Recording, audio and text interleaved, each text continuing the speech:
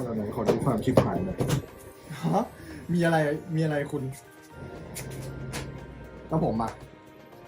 แต่ผมสภาพดูไม่แย่มากเอาเลย ฮะตัว โอ้ โอ้เลยอ่ะ ยังไงทีทิ้งไรทิ้งไร ถึงใครอ่ะ ทิ้งไร ฮะ ลงมาทำมาเปิดเจ็ด จัดมา หา2 ชื่อหรือว่าออเดอร์73ไม่เจอ ฮะ ไม่เจอได้ยัง ไม่เจอ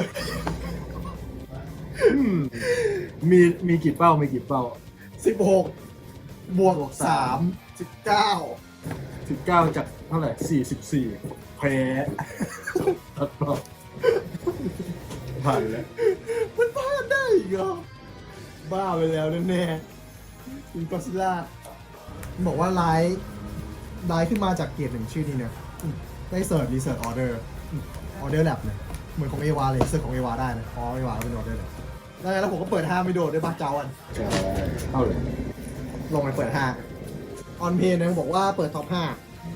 5โชว์ไคจู2 ใบโชว์2 ใบนี้ เอาใบหนึ่งขึ้นมือใบหนึ่งโม่นี่ PG วานิลาติดด้วยร้านนี้ลงโมลงสับกล่องสับเยอะจังอันนี้บอกว่าแอคทีฟนะครับแต่ไคจูจากในหลุมใบหนึ่งเข้าออเดอร์โซนได้ผมเอาใบนี้จากหลุมเข้าออเดอร์โซนเป็นไคจูนะตีเลยแค่นี้แหละปากการตีได้เช็คคิติคอลทิกเกอร์ทั้งหมดที่แวนการ์ด ฟอน โอ้ยผ่านแล้ว เสียเป็น1 ชื่อต้องมีเองทิ้งอะไร เกียร์2ลงมาฝึก โอเค แล้วไงต่อไอปลาเลยมันต้องเจอแล้วเหรอวันนี้เปิดเจ็ด ต้องเจอให้ได้แล้วเถอะจะเปิด7 2 รอบแล้วไม่เจออย่างนั้นเหรอโอเค คนเดียวด้วยนะ แล้วก็มีคนละชื่อจากที่เปิดกับหลุมเข้าโซน เข้าโซนนะ ถ้ามี2 ชื่อในโซนได้จั่ว โอเค จั่วซิ เป็นไงความชิบหายของคุณไปถึงไหนละ นั่นเดี๋ยว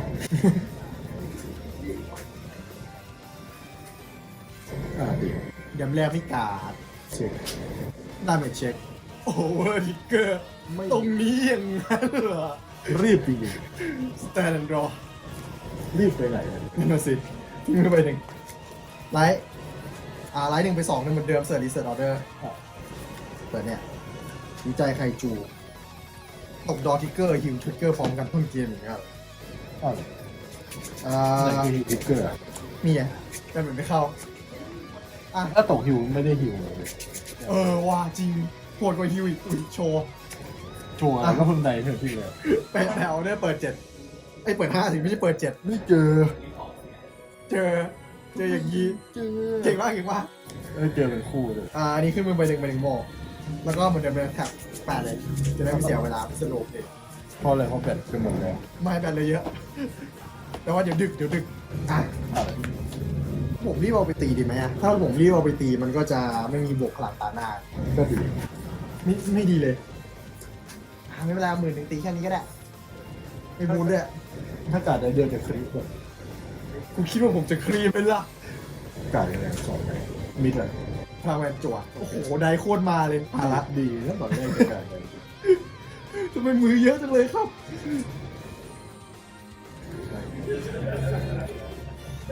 เรื่องที่ผมต้องทิ้งอีกไหมไม่เป็นไรเอาไปเลย โอเค มาเลย จัดไป เออ เลยอ่ะ ไปเลยอ่ะโอเคไม่เป็นไรแต่ว่าไม่เป็นไรชื่อผม โอ้อย่างนี้นี่เองแสดงว่าปลาตอนแรกมันไม่ได้จั่วหรอกวะได้นี่ไม่ใช่เหรอ อะไรนะ ครั้งแรกที่ปลาไปไม่ได้จั่ว ได้โจทย์ไปแล้วโอเคโจทย์ซื้อ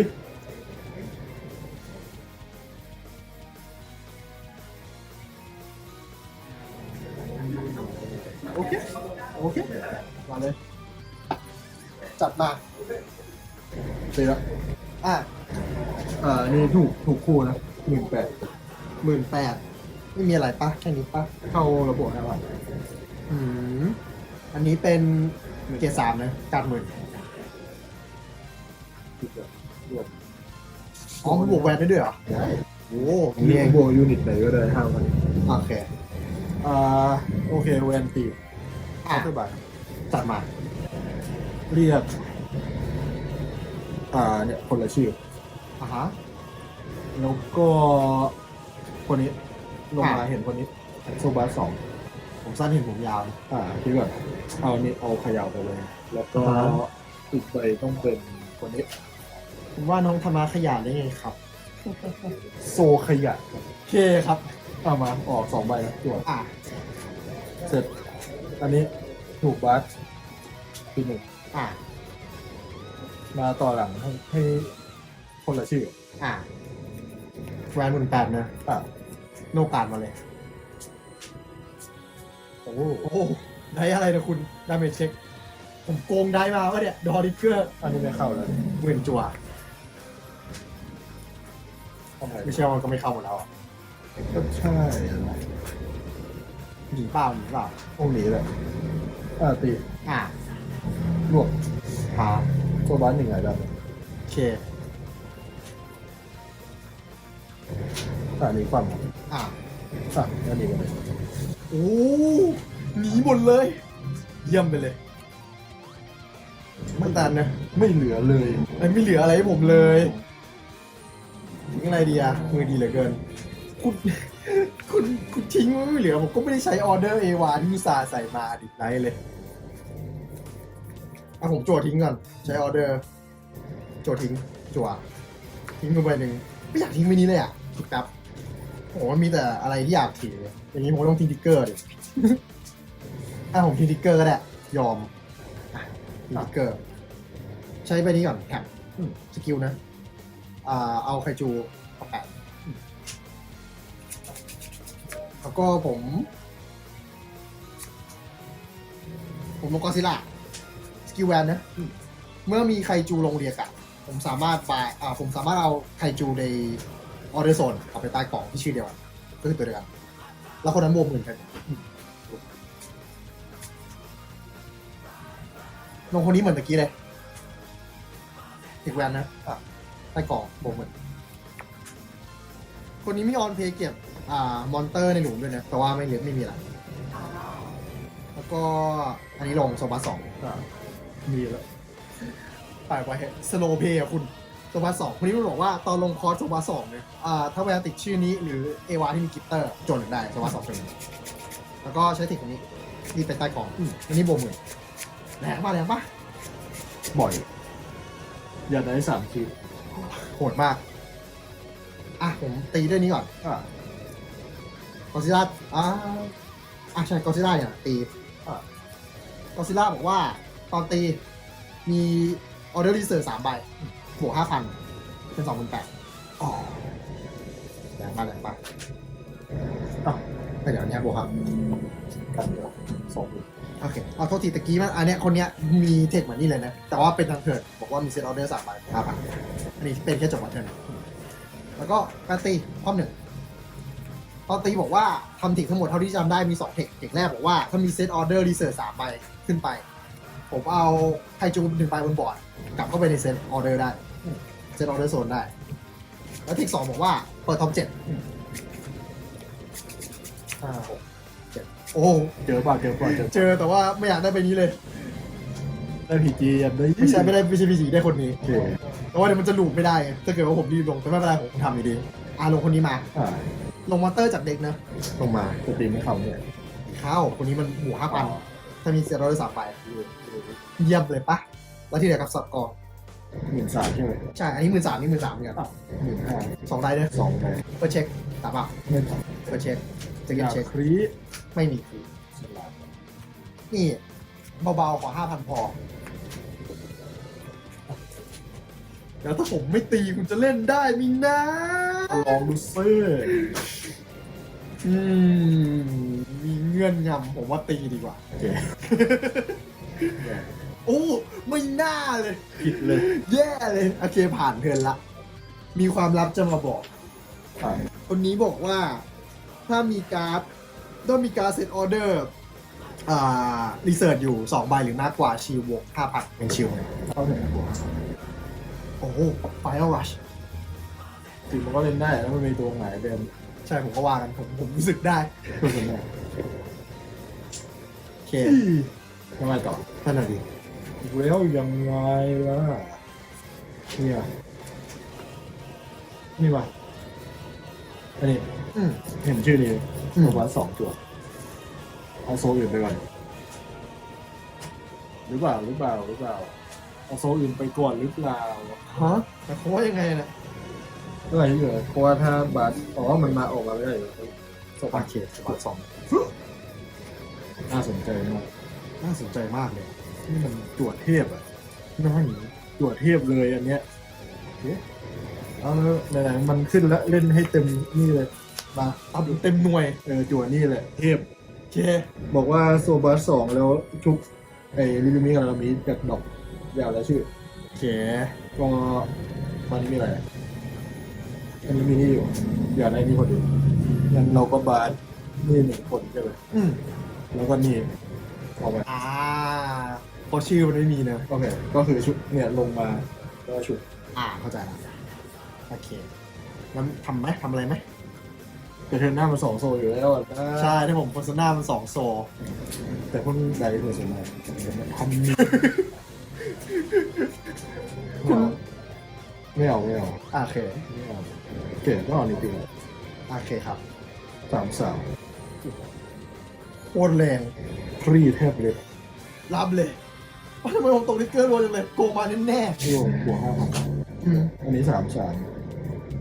ถ้าตอนนี้มันยืนเท่าไหร่ล่ะ ๆ 23,000แต่เราเขา15,000ไม่เอาอยากได้20,000โลก 38,1500ไม่พอ จะทำยังไง โอ้ว้าว ผมให้แล้วกัน อย่างนี้ โอเค การ12,000เป็น30,000เป็น43,000 เสร็จเทคนิครวบ อ่า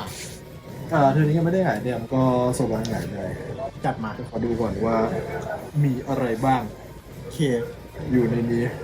รกชิบหาย นี่มาโอเค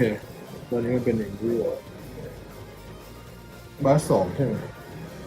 บันหนึ่งปะ บาส1บาสไม่ถึงตัวแบบ บันผิดอี อันนี้ตีเลย28เป็น1 28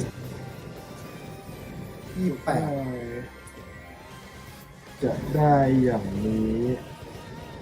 ออกมาขอคิดก่อนใช่นี่แหละโซบาส2 อืม ตัว1 อืม อยากได้ใครได้แค่คนเดียวคนที่จะกลับไปเป็นบวก5,000เพราะว่าอันนี้จะต้องออกมาตอนนี้ว่าเนี่ยต้องออกมานี่จะได้กลับ อือหือ เฮ้ยตัววัน อ่ะ 1 ยันหนึ่ง 2 โอเคจบปะ ตัวเอาแวนกันโอ้โหเทพเลย เทียบแบบเทียบเลย เทพเลย อันนี้เป็นลงมาต่อ โอเค ใช่ไหม28 นี่ปาตีนะครับไม่กล้ามาเลย ว้าวอยู่ใคร ให้ฝั่งนี้ออกก่อนตอนนี้3-3ก่อน1ตอนนี้บวกเป็น30,000ขอ10,000เดียวเพื่อ โอเคอยู่อะไรดี ฮิว อาหาร คิดด้วย โอ้1 ดาเมจไม่มีอะไร อันนี้ตีก่อน เท่าไหร่ดี 3-3 33เนี่ย ขอ15,000 ให้15,000โอเคเอามือทำกันปะ ไม่ใช่ 40,000 โอ้เอาเพิ่มอีก5,000เหรอไม่เอาได้ไหมอะคิดครับ 40,000จะทำยังไงฮึ ผมก็อยากรู้เหมือนกัน ให้พีจีเลยก็ได้อะพีจีทิ้งหมื่น เคลียร์ครับให้เลยไม่มาแน่ อะไรโอ้ผมได้โชว์นะ ไม่มาแน่แน่ โฆษณาอะไรจั่วมาเลยนะครับ ขอดูกันสมดุล สมดุล บาลานซ์ซอลติงชุดบีป่ะมีปากกาไหมแถวนี้ผมที่เราเริ่มไปนี่เหมือนเดิมเปิด5ไปนี้ขึ้นมือไปนี้ลงหลุม ถ้าผมทำ7 เว็บไม่ได้อะ เจ็ดเวฟยังไงคุณต้องได้ปาฏิหาริย์4 รุ้งวะ ใช่ นี่นี่เอง ได้ใบแรกด้วยนะ อันนี้ขึ้นมือนะแล้วผมทำไงอะลงทับไหมลงทับไม่ได้เพราะว่าผมเก็บไอ้นี่ไม่ทันทำไงอะทีนี้ ใคร ไม่เล่นตาหน้าจะมีตาหน้าให้เล่นไหม เอาแวนตีก่อน อย่างนี้นี่ เรา เอง เปิดมาบู๊ เยี่ยมไปเลยอ่ะผมแถบไกจู 3เวฟเน้น ผมเอาพีจีกับกองดีไหมไม่อะไรกันนี่เอาจริงเอาอย่างละชื่อก็ได้ไม่รู้มีกองไว้ทำไมเยอะแยะ พูดยังไงจะใช้หมดกันแหละอ่ะลงกอซิล่าก่อนกอซิล่าบอกว่าตอนลงคอมเนี่ยรีทายไปเลยจริงๆรีทายเกรดเท่ากับต่ำกว่า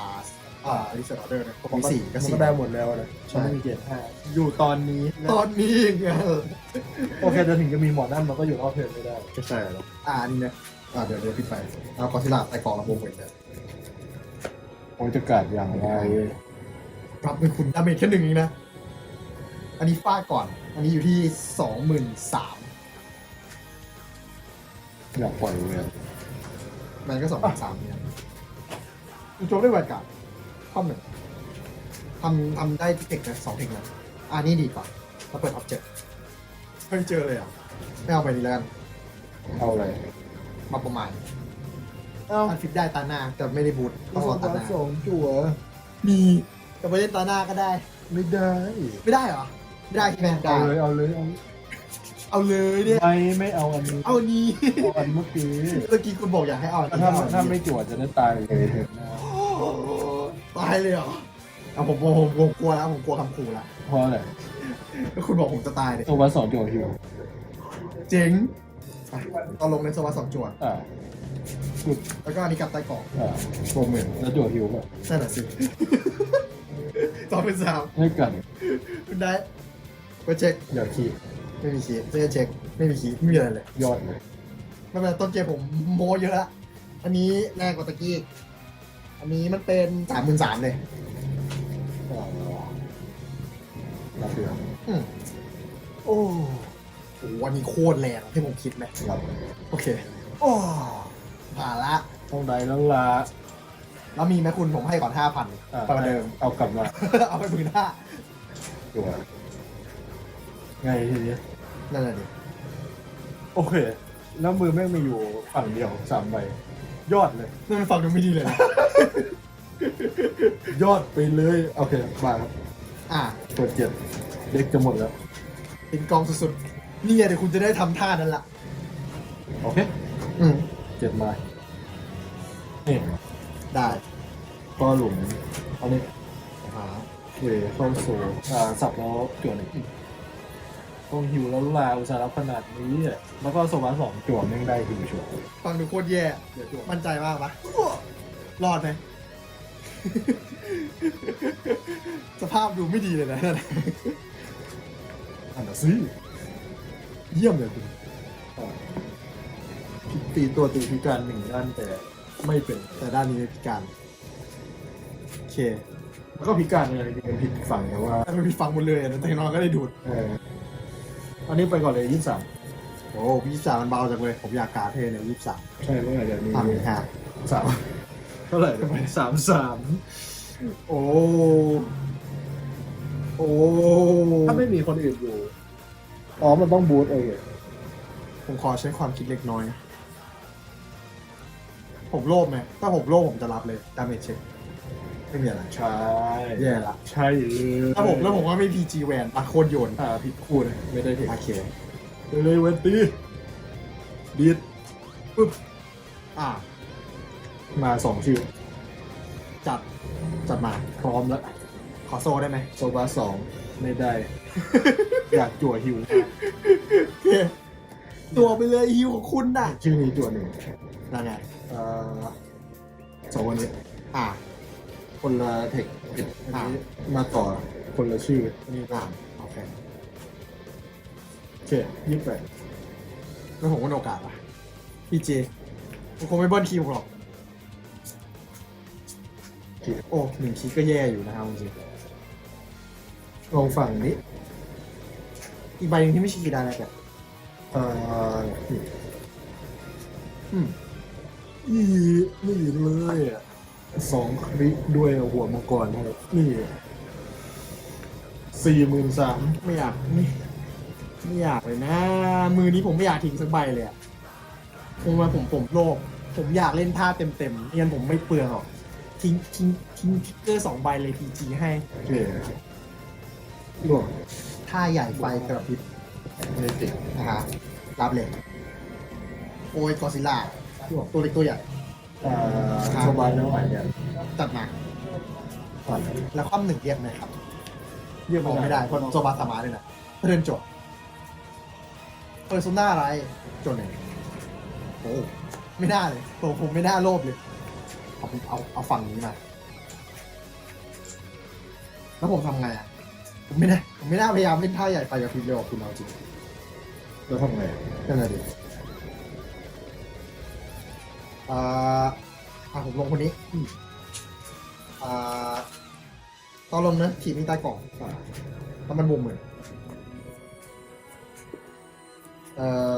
จริงๆออเดอร์พวกนี้นุกด้วย แล้วก็นอนเลยมีอะไรเอามาให้หมดจริงๆก็ไม่ค่อยมีอะไรอ่ะเอานี่มาที่อยากเป็นลายเด็กละเอาจริงเอาเกียร์3มาก็ได้ขำ โอเค ๆแล้วก็พีจีมาเพิ่มไปหนึ่งมาทำไมไม่รู้ เราแวนลงดีดได้ป่ะ ได้ โอเค ดีดก็กลับไปลายเด็ก ไม่แต่แวนลงถ้าไหลแวนดีดเลย ไม่ได้ลงเรียงเดียวแล้วไงต่อ ก็ตี แค่นี้เองเหรอ ทำอะไรได้ ตอนแรกคือผมทำทั้งหมดที่ผมจะทำท่าใหญ่สุดๆอะจะดับ แต่ว่าเลย แบบไม่ก็ได้จริงก็ได้อะ อยากใส่ออเดอร์โซเยอะปวด อะไรออเดอร์สวัสดิ์2เรียงออเดอร์ขามกลับมาได้มันไม่ทันน่าช่างมันแล้วกัน เอาอันนี้ไปต่อบูทแวนให้หน่อยก็ได้ลงนี่ทีมนี้ แวนจะตีเท่าไหร่ว้า นั่นน่ะสิโบมือตรงนี้ แล้วก็ตีแค่เนี้ยพวกนี้บวกตัวละ5,000เต็มหมดเลยทั้งหมด5,000ก็ตอนตีบวก5,000บวกไปเลยพอตีเลยเดี๋ยวนี้ตีเลยจ้ะอยู่ที่ 28,000ต่อบูท8ไป36,000 40,000โอ้ พลังแห่งการปินเด็ก โอ้ แล้วก็ต้องทำเท่ด้วยแล้วก็หิว โอ้ ทำก่อน โอเคโทษทีใช่ข้อหนึ่งโดดโกจิล่ามาเปิดท็อป7แล้วได้อะไรโกจิล่า ได้โกจิล่าใบโบเลยตะกี้ ไม่เลย นับไปโกจิล่า ดินสอสีคอเรียง เดี๋ยวนะ อันนี้เท่าไหร่ โอ้โห คุณหาพลังแวนอย่างนั้นเหรอ21,000 31,000 40,000เองจริงๆไม่ดีขนาดนี้นี่วะเพราะตัวคุณไม่ใช่เนี่ย ให้ปาฏิหาริย์ ให้ปาติมีนี่เองคุณตี7 เวฟไม่ได้ด้วยว่ะ ไม่ได้ตั้งนานเลยหิวก็จ่วยจังหาก หมดสิ้นจังเลยว่าคุณ มันทำทุกอย่างที่มันอะไรทำทุกอย่างเฟลที่มันพูด โนพาร์ท เป็นได้สิ่งนั้นหายไปแล้ว ไปเช็คหรือคนตายมันจะเป็นผมวะผมจำได้ว่าไดพีจีไปผมบอกฝั่งนี้แล้วกัน5 คีย์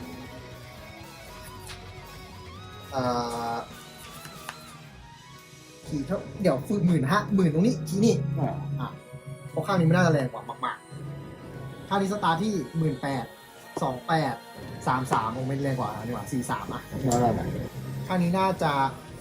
28ข้างนี้38ไม่ต่างอยู่ดีอะ นี่43 2 คีย์โทษทีคีย์ได้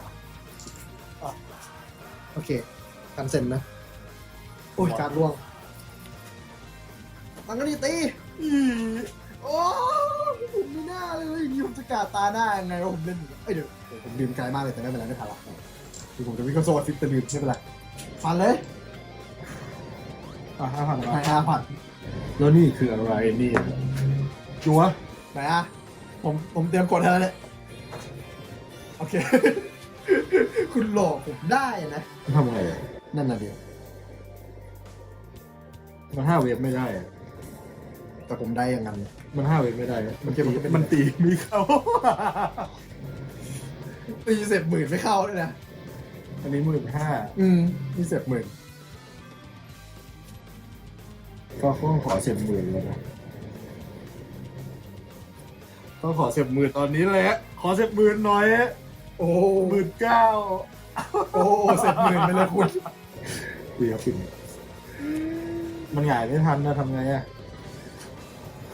เป็นเล่นนะคุณ จริงๆผมต้องขอ5,000แล้วให้เขาแอบกาดแล้วก็ถีบเสียงหมื่นเข้าโซล มีนี่ โอเคเอาเป็นว่าอันนี้ก่อนไอหมอนี่มาไอหมอนี่มาโอเคแล้วก็แล้วไงต่อ นั่นน่ะดิ ประเด็นมันจะขอคนละ5,000โคตรโหด โอ้แต่ว่าถ้าเกิดว่าคุณเรียกตัวปัดมามันจะเป็นแบบมันจะเป็น2,320,000ป่ะ เดี๋ยวนะมันเรียก2ตัวนี้แหละแต่ว่าขอดูก่อนว่าจะเอาไว้ฝั่งไหนอ๋อโอเคมันจะได้แค่ตัวเดียวก็คงต้องเป็นตัวปัดนะเพราะไม่รู้จะหายแดงไปทำไมแล้วตอนนี้มันจะจบแล้ว ก็ใช่แล้วนะ อ่ะ ไม่คุ้นกับผม แล้ว จังหวะนี้เนี่ย ผมจะจั่วป่ะมันต้องเรียกสักทางนี้เอาคิดจั่วเลยจั่วดีกว่า จัว ตัว เดี๋ยวนะตัว5,000คือตัวนี้แต่ว่าอันนี้ต้องอยู่นี่ โอเค อันนี้อยู่นี่ อ่า เอามาตัวบาส2 อ่า กี่ใบอ่ะสักคนดินี่แหละ นี่ยิงเรียผมเหรอ จั่วกันจั่วกัน โอเคอ๋อโซเยอะจัวทำไมคุณถึงอึ้งวะ อันนี้มา คอมหนึ่งนะเอาคนละกดไหมสรุป คนนี้อ่ะ คนนี้อย่างงั้นเลยเวียนโอเคคำถาม ไอ้พวกนี้มันบวก5,000หมดอ่ะ ไอ้พวกเราบวก5,000หมดถ้าทำมันก็สวยแต่มันไม่สู้ตอนนี้มันก็ได้แค่มันออกแล้ว2 ใบแล้ว3 ใบ ไม่ใช่ตัว โซเยอะทำดีแล้ว หน้ามีในนี้ในใบนี้ใบหนึ่งมันไม่มี ดูมาแล้วมั้งแต่ ไปไหนโอ้โกจิล่าไปเลย โอเคเอาข้อสอบเลยนี่18 ทุเรศ1 ได เฮ้ยมีผมทำผิดว่ะ จะทำไงก็ไม่ผิดปะ ถ้าทำมันได้แรงกว่านี่หว่า ยังไง